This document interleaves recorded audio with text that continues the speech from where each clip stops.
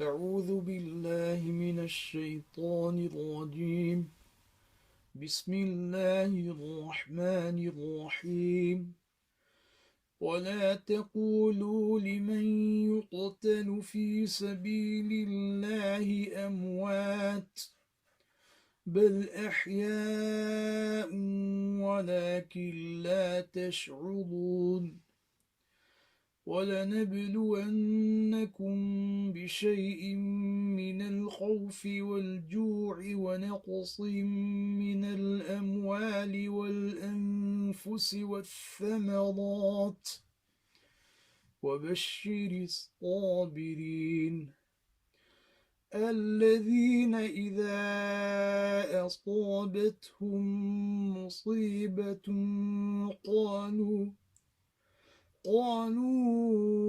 إنا لله وإنا إليه راجعون أولئك عليهم صلوات من ربهم ورحمة وأولئك هم المهتدون صدق الله العظيم بسم الله الرحمن الرحيم نحمده ونصلي على رسوله الكريم أما بعد. I recited before you verses 154 to 157 of Surah Baqarah, which translate, and do not say of those who are slain, martyred in the way of Allah, that they are dead. Instead, they are alive, but you do not perceive. And surely we will test you with a bit of fear and hunger, and lost in life, and lost in wealth and lives, and fruits, and give good tidings to the patient, who, when suffering comes to them, say, we certainly belong to Allah, and to Him we are bound to return. Those are the ones upon whom there are blessings from their Lord and mercy, and those are the ones who are on the straight path. Previously, in the previous verses, an unpleasant incident was alluded towards. Patience and steadfastness were inculcated and encouraged, and the excellence of the people of Sabirun were mentioned, along with the three modes of sabr: sabr ala al-ita'a, sabr upon the obedience of Allah subhanahu wa ta'ala, and sabr anil ma'siyah, sabr upon refraining from sins, and sabr al musibah, and sabr upon hardships. Specifically speaking, this type of sabr is mentioned over here. And the next these verses mention in some detail other unpleasant incidents, and describe the excellence of patience and perseverance in the face of hardships. These verses give preference to the theme of war with the enemies of Islam, jihad fi sabilillah, over other themes for two reasons.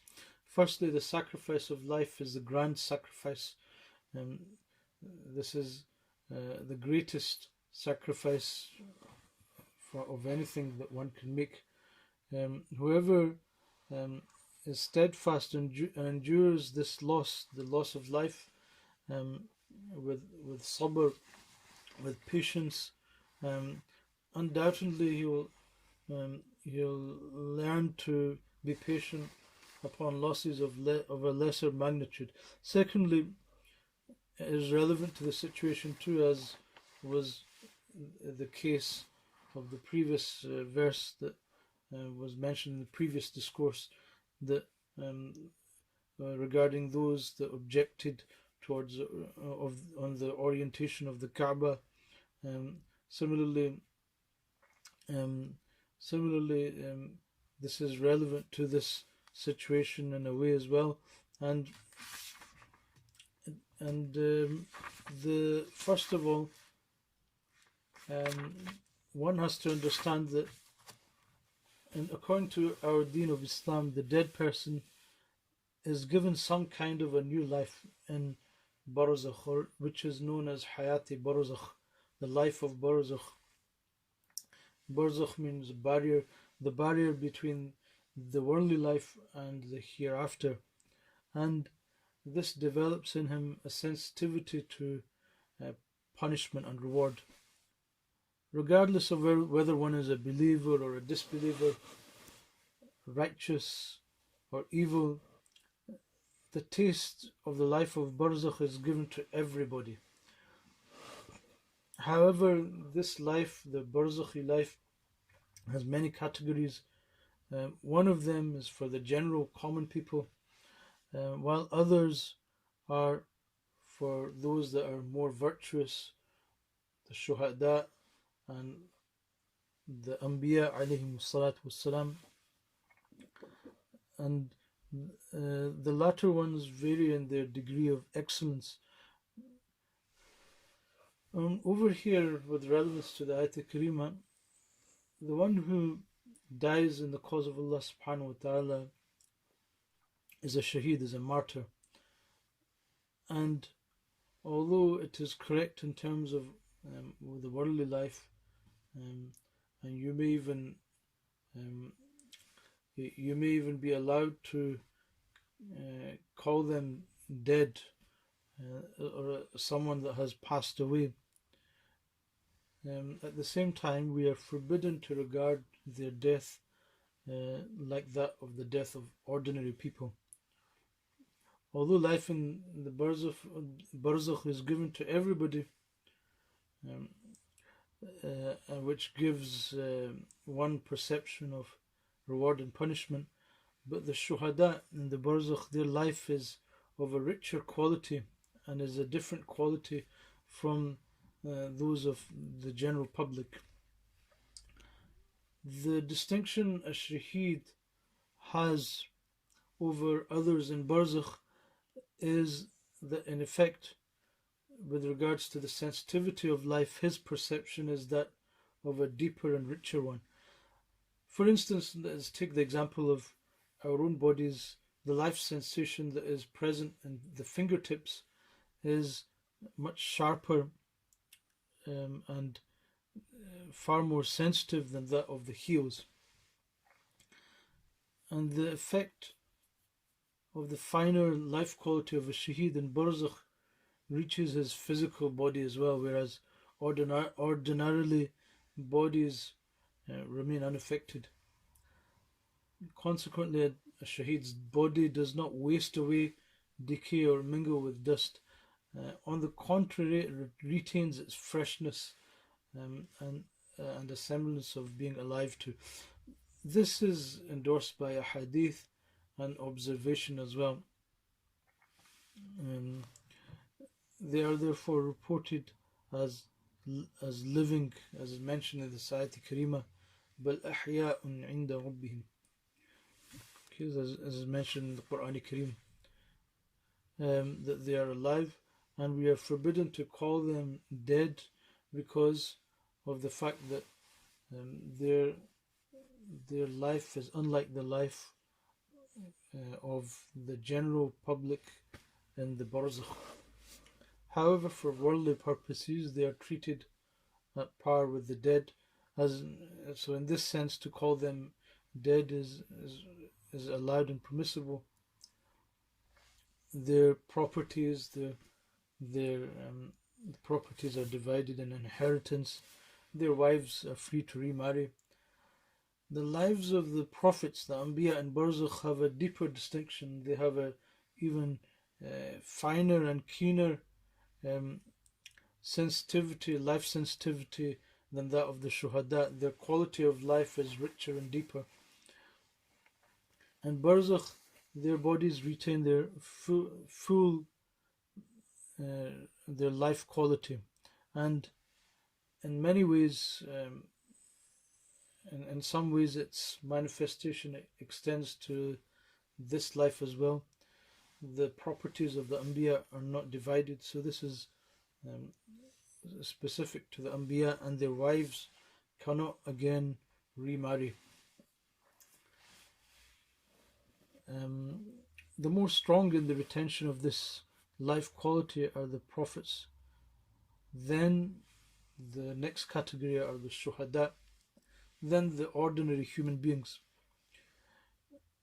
Nevertheless, according to some hadith, men of Allah subhanahu wa ta'ala and virtuous people share this excellence with the shuhada as well. Apparently those who die while exercising stringent discipline against their selves, mujahidatun nafs, are ranked with the shuhada as well. In other words, though this verse specifically refers and is with relevance to the shuhada as against the general public, it does not, for that matter, exclude the virtuous, the salihin, and the siddiqeen, and the truthful ones. If therefore the body of a shaheed returns to dust, as bodies of the ordinary people generally do, the chances are that that person did not perhaps die in the cause of Allah subhanahu wa ta'ala, which is the only criteria of martyrdom, of shahada. Now, in the case a person who fulfilled all the requirements of the shaheed, he was mukhlis, he was sincere, and he genuinely passed away in the path of Allah subhanahu wa ta'ala. Any doubt, beyond any doubt, died in the cause of Allah subhanahu wa ta'ala, and whose martyrdom has been unmistakably repeatedly demonstrated. His body must not, on the authority as mentioned in a hadith, on the authority of a hadith, it must not return to dust. If in spite of the hadith the body mingles with the earth, there is an explanation. The explanation would be that according to hadith, the body will not return to dust. However, it does not deny the process of decay, decomposition caused by other factors like geochemical reaction, bodily enzymes, and bacteria, etc. Neither does it refute the ayat al-karima, the verse. Other compound objects, by way of example, objects like weapons, medicines, food, and the commingling of various natural elements like water, fire, and the air, undoubtedly had their effects on the bodies of the Anbiya alayhimus salatu wasalam in this worldly life. And obviously the life quality of the shuhada in barzakh is not superior to that of the prophets in this world. If therefore the other ingredients register their impact upon the bodies of the shuhada in barzakh, it does not deny in any sense the meanings of the hadith which say the shuhada's bodies are sacred to the earth. Another answer is that the distinction which the shuhada have over others is apparent from the fact that comparatively their bodies remain unspoiled for a pretty long time, although the likelihood of their disintegration in the longer run does exist. Okay, so no one denies that. The aim of the hadith should therefore be explained by saying that the immunity from decay for a long time in of itself is an excess on the customary behavior of dead bodies. Dead bodies in general do not remain fresh for a long period of time. Eternal preservation and preservation for a considerable long time both um, are not common to customary behavior of dead bodies. By the words of La tash'urun, you perceive not, the Holy Quran asserts the fact that the life in barzakh transcends all sensory perceptions. So this is something that is beyond us, which is why Allah says, you do not perceive. And also, patience is encouraged in this ayat Karima, and this is the way to make hardships easy. And the nature and significance of the severe test that man is put through by Allah subhanahu wa ta'ala has thoroughly been discussed in the ayat Karima, وَإِذِ ابْتَلَى إِبْرَاهِيمَ رَبُّهُ. And when his Lord put Ibrahim alayhi salam to test, and the whole life of Ibrahim alayhi salam was full of tests, one test after another, whatever their magnitude, hardships are inevitable. A prior knowledge of such hardships and sacrifices makes it easier to bear them and to be patient about them. Since the entire Ummah is being addressed here in these verses, the Ummah should realize that the world is a place of hardships and labor. It is a place of ordeal. It is not like paradise where you'll have eternal happiness without any sorrow, and nor is it like Jahannam, the hellfire, that there is sorrow upon sorrow, there's grief upon grief, and no name of happiness. The worldly life is a bit of both. You will have happy times, times of ease, and then you'll have times of hardship and sorrow. That will not therefore amount to impatience if one does regard such incidents as either strange or a remote chance. And also breathing a sigh of sorrow, and reflecting one's pain through words. It does not go against being patient. Rather, one shouldn't utter words of impatience. For instance, did Allah Azza wa Jal only choose me for this ordeal, for this hardship? Na'udhu billah. So no such sentences should be uttered. As an ummah generally, and as the ummah generally displays the spirit of patience in all its deeds, the reward of mercy, blessing is common for everyone who strives to be patient and who is patient upon hardships as well as obedience and refraining from disobedience. But as the quality and degree of patience varies from person to person, everyone will be rewarded individually according to their standard of patience, their quality of patience. And also, in the concluding part of the Ayat Karima, the patient people used to recite Inna lillahi wa inna ilayhi raji'un, which means we belong to Allah and to Him we are to return. So this is in of itself an inculcation of the principle of virtue. The suggestion is that this is what the patient people should say, and it brings great rewards. It relieves a person when he says it from the burden of sorrow and suffering, and consoles those that are grieved at heart.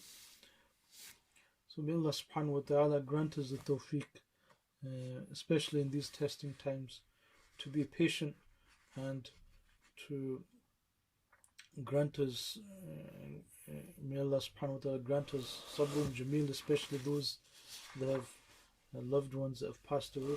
May Allah subhanahu wa ta'ala grant them sabr jameel, and all of us, grant us all, generally speaking, in times of hardship, beautiful patience, and grant us the tawfiq to be ever grateful to Allah subhanahu wa ta'ala for His bounties and not forget them, and grant us the tawfiq to be patient and make our hardships, whenever they come, a source of great reward, mercy and blessings for us. أقول قولي هذا أستغفر الله لي ولكم ولكافة المسلمين فاستغفروه إنه هو الغفور الرحيم.